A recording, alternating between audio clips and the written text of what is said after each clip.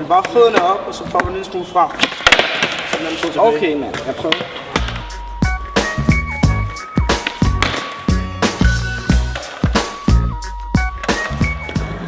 Kom herover, så skal jeg nok vise dig det. Okay, prøv.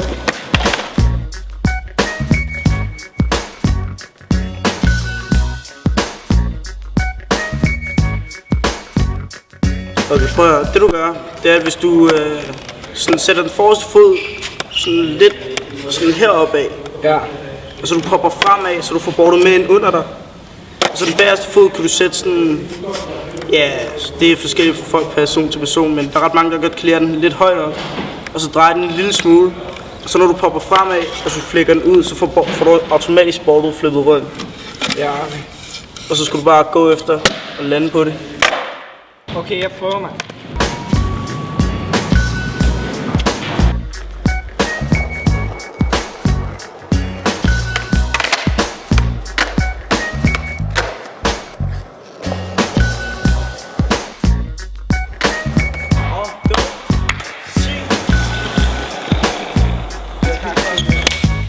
Er du skal smutte? Ja, mand. Let's go.